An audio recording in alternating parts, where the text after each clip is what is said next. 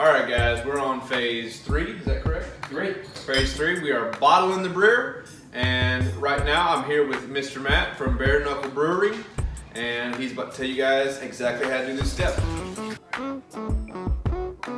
So what we're doing now is we are sanitizing the beer bottles because sanitization is most important. So once these are sanitized and it's done in these bottles, we just dump it back in the bucket. We put it on the beer tree, and then we're gonna wait 10 minutes and we're gonna bottle the beer. Stay tuned, we'll be back in a minute. So what we're gonna do now is we're gonna transfer the wort, or this is actually finished beer now, from the secondary. We're gonna transfer it into this bottling bucket so we can get ready to bottle the beer. And also, if you just stay right there, we've got what's called the batch prime, which is sugar and water. Then we're gonna slowly add over time. This is literally corn sugar and water. We're just gonna add slowly as the beer transfers. And this is actually what's gonna carbonate the beer. And you got a little bit of hop residue on top there, which is completely okay, no biggie. And if you're ready, Craig, let me get started. All right, Craig, so what we're gonna do now is we're gonna figure out the final gravity, AKA the alcohol content of this beer. So if your listeners and followers remember, our original gravity was 1.069. So now what we're gonna do is we're gonna take the hydrometer again, drop it in this little bit of beer, see where we're sitting. We should be about 1.010. We're actually gonna sit about 1.017. We're gonna go with 7, 1.017, or 1.007, excuse me, calculate. As you can see right here, I'm gonna tell you, our alcohol by volume is gonna be 8.14.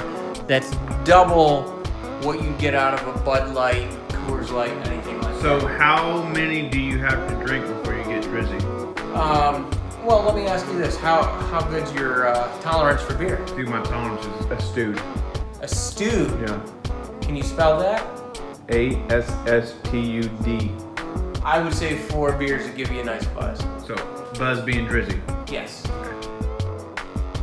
All right, so we're back. We're on stage 3.7, and right now we're gonna be actually bottling the brew, and I'm gonna have to get my man from Bear Nuckle Brewing to do this for me because I am limited capability-wise. So, take it away, Mr. Matt. Craig, before you go, I want you to help on this part. I know you're limited to one hand, but I think you can help us start. So we've batch primed the beer. The sugar water is in there. The actual wort is in there, and we're gonna start bottling. So Craig, what I'm gonna have you do is I'm gonna have you flip this all the way over to the other side to start bottling this, and this is gonna be the first bottle of beer. No problem.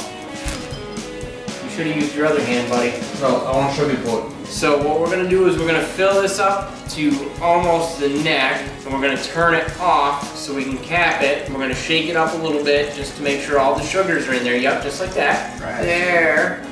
So I'm gonna bring this over. Yeah, show 'em. And I don't know if you can see in there. There's that. The beer comes to about right there. We're gonna put the cap on. We're gonna shake. Rattle and roll. Shake, rattle, and roll. Now we're gonna let this sit for about 2 weeks, and it'll be fully carbonated before we put it in the fridge. All right, enjoy the time lapse.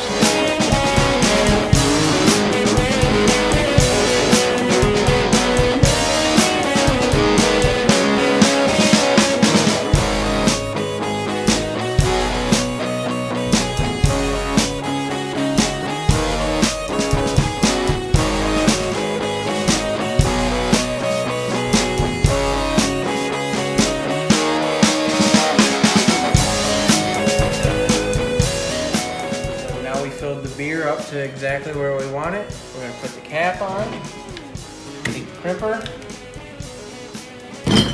crimp it down, flip it upside down. Nothing's dripping, which is exactly what we're looking for. Give it a quick shake. Now I'm gonna be honest, because that actually looked like you had to use some strength. Is that part of, do you do a workout targeted for that motion. I do a little bit. So like when you do like pec deck flies Oh yeah. or lat pull downs, because your lats help your chest. Yes. So about 4 sets of 10 with lat pull downs. So that way when I stretch out to crimp down, I use multiple muscles. Dang.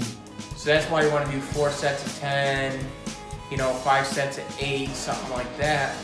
To build up the strength endurance, not just the muscle. So that way when you do this for an hour on end, you're good to go. Well, I just recently moved to 4 sets of 11. All right, so Craig, as you can see here, there's a lot of stuff floating in there, right? So what that is, it's extra yeast and extra hops, which is completely normal and okay. A lot of people, when they see this stuff in the beer, they're like, oh, it's contaminated. I don't want to drink that. They want to get a refund. Well, after the 2 weeks that this sits and carbonates, and then you put it in the refrigerator, that literally is all going to be sitting down here in the bottom of the bottle. And it's completely okay. You can drink it. You can eat it if you wanted to, which I don't recommend because it's not going to taste good, but it is not going to harm the beer whatsoever. Does it make you extra drizzy? It could. All right, Craig, so this is what was left over after bottling. So we don't want to bottle half a beer because who wants to drink half a beer, right? So I would like you the honors of, before it is carbonated, give this a try. So look, it's just like pouring whiskey. Now, once it's fully carbonated, the rest of these beers over here, it will be a lot more clear than this. It will be carbonated. But this is exactly what this beer would taste like with carbonation. And I want the honors of you trying this. So I will take the camera from you. All right, gang, fans, followers.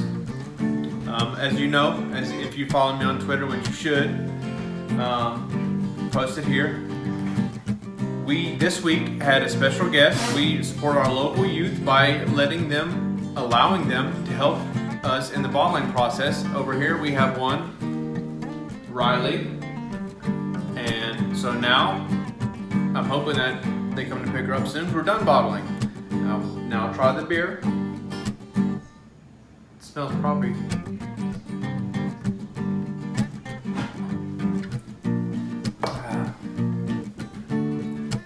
You know what?